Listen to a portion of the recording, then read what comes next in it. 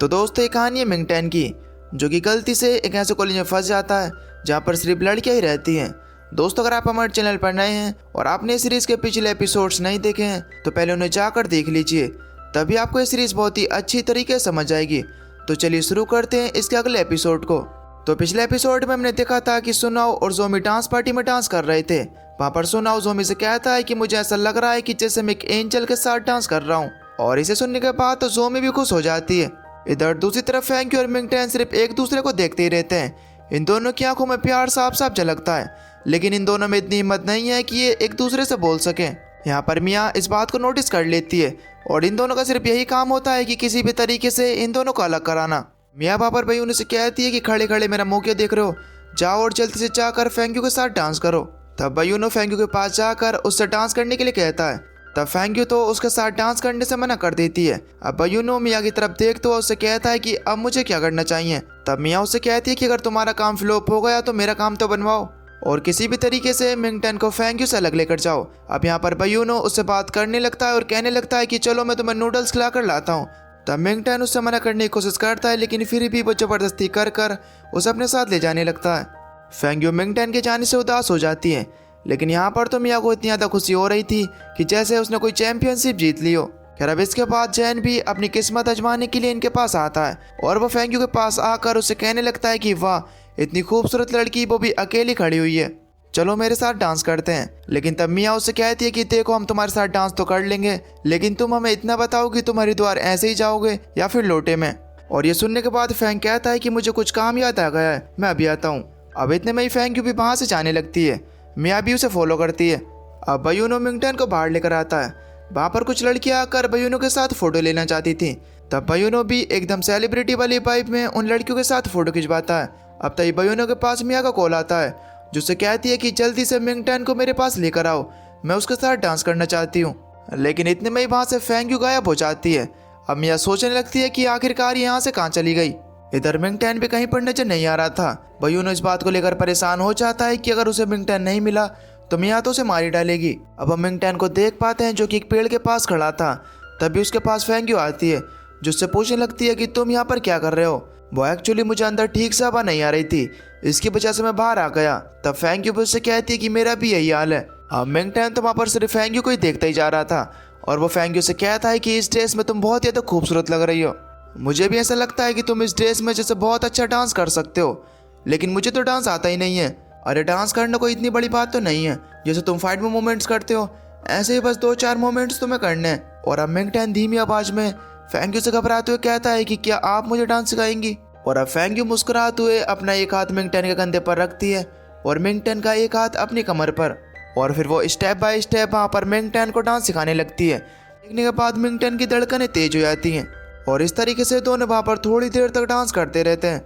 इधर दूसरी तरफ मिया बयूनो की क्लास ले रही होती है कि आखिर तुमने मिंगटन को कहाँ पर मिस कर दिया, कहीं मिंगटन और फैंक्यू आपस में बातें तो नहीं कर रहे हैं, तुम्हें एक छोटा सा काम दिया था वो भी काम तुमसे ढंग से नहीं हुआ। यहाँ पर मिया उदास हो जाती है क्योंकि उसे मिंगटन के साथ डांस करना था। और अब तभी बयूनो मिंगटन का फेस लगाकर मिया के पास आता है और उसे कहता है कि अब तो तुम मेरे साथ डांस करोगी ना। और अब मिया मिंगटन का चेहरा देखने के बाद एकदम खुश हो जाती है और इसके बाद वो उसके साथ डांस करने लगती है।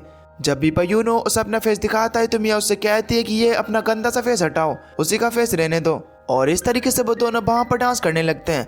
इन दोनों को डांस करते हुए देख कर वहाँ पर जोमी और सुनाओ कहते हैं कि इन दोनों की जोड़ी कितनी ज़्यादा अच्छी लग रही है। इधर दूसरी तरफ फैंक्यू और मिंगटन डांस करने के बाद फैंक्यू मिंगटन को अपने घर लेकर आती है। अब क्योंकि कुछ दिनों बाद ही वहाँ पर टूर्नामेंट शुरू होने वाला था, इसकी वजह से फैंक्यू मिंगटन को यहाँ पर डिफेंडिंग फाइटिंग मोमेंट सिखाने के लिए लेकर आई थी।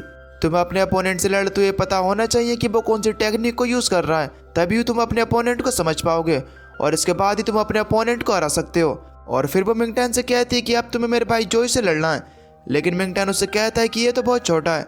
तब जोइस उससे कहता है कि भले ही मैं उम्र में तुमसे छोटा हूँ, लेकिन मैंने तुमसे ज़्यादा ट्रेनिंग ले रखी है, और हाँ आज मैं ये भी देखना चाहता हूँ कि आखिर तुम में ऐसा क्या है जो मेरी दीदी तुम पर हमेशा फिदा रहती है। और ये सुनते ही फैंक्यू से गुस्से में देखती है और इसके बाद वहाँ पर जोइस और मिंगटन के बीच फाइट होना शुरू हो जाती है। जोइस सच में एक टैलेंटेड फाइटर है और वह लगातार मिंगटन के ऊपर अटैक करता जा रहा था। मिंगटन तो डिफेंस के अलावा वहाँ पर कुछ कर ही नहीं पाता और तब वहाँ पर जोइस उसे मारते मारते नीचे गिरा देता है। अब फैंक्यू उसे दोबारा कोशिश करने के लिए कहती है और मिंगटैन बिल्कुल ऐसा ही करता है। अब इस बार मिंगटैन जोइस के सारे मूव्स को ध्यान से देखता है और वह समझ पाता है कि जोइस के मूव्स एकदम तेज तो हैं, लेकिन उसके पंचेस में इतनी ज़्यादा ताकत नहीं है और सोचने लगता है कि मैं तो इसे हरा सकता हूँ। और इसके बाद वो अपनी एक प्लानिंग बनाकर वहाँ पर जोइस को किसी तरीके से हरा देता है। अब मिंगटैन वहाँ पर जोइस को उठाते हुए उससे कहता है कि तुम ही विनर हो। अगर मैं अपने से बड़े अपोनेंट से फाइट करता तो शायद मैं एक ही राउंड में गिर जाता, लेकिन तुमने तो मुझसे बहुत ही अच्छी फाइटिंग की और मुझे गिरा भी दिया था, इसलिए इस गेम के असली विनर तुम ही हो। तब जोइस उससे कहता है कि देखो तुमने मुझे आज तो हरा दिया है, लेकिन मेरी बहन को पालने के लिए ये काफ़ी नहीं है, तुम्हें और ज़्यादा ट्रेनिंग करनी होगी। और ये कहने के बाद वो वहाँ से चला जाता है। अब जोइस के पास से जाने के बाद फेंग यू मिंगटैन से कहती है कि देखो मेरा भाई छोटी सी उम्र में ही इस कंपनी का CEO बन गया था, इसकी वजह से वो अपने आप को एक बहुत ही बड़ा आदमी समझता है, लेकिन तुम उसकी बातों पर ध्यान मत देना, उसकी नादानी समझकर तुम उसे माफ़ कर देना। तब मिंगटन उससे कहता है कि अगर वो इतनी सी उम्र में एक कंपनी का CEO है तो वो बहुत ही ज़्यादा टैलेंटेड है। तब फेंग यू से बताती है कि अगर आज मैं ज़ैंगजी कॉलेज में पढ़ती हूँ तो उसका कारण मेरा भाई है। और इसके बाद फेंग यू अपना फ्लैशबैक बताती है। जब मुझे इस कॉलेज में एडमिशन मिला था तो मैंने अपने दादाजी से कहा था कि मुझे एक फ़ाइटर बनना है।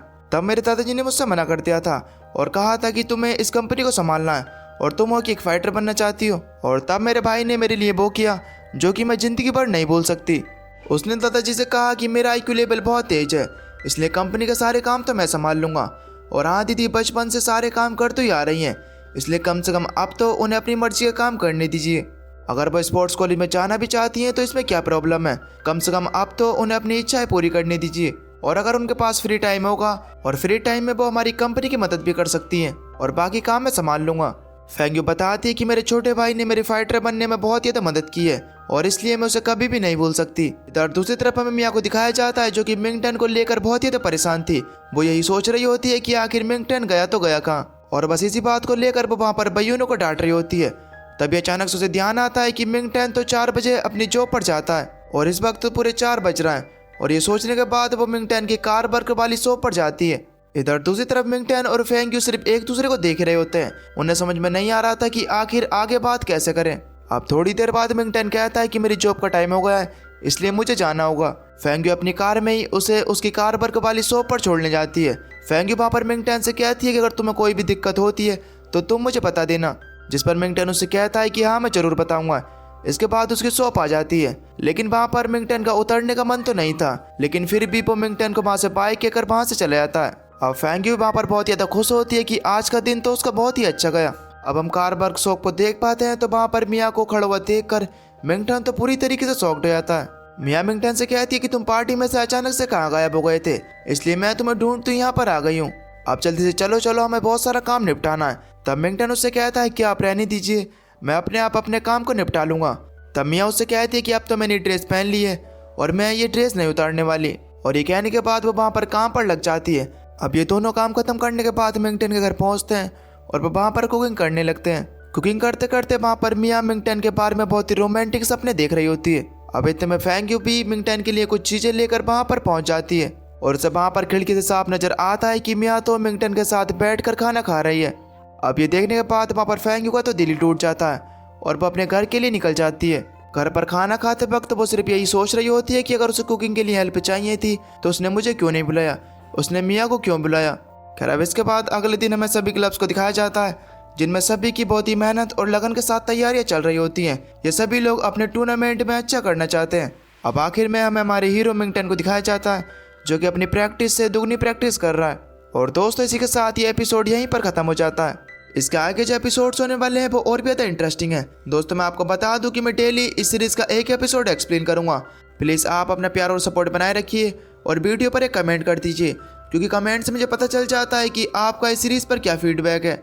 बाकी अगर आप चैनल पर नए हो तो चैनल को सब्सक्राइब कर बेल नोटिफिकेशन को ऑल पर सेलेक्ट कर दीजिए। बाकी मैं मिलता हूँ आपको एक नई वीडियो में, तब तक के लिए till then take care, love you, bye bye.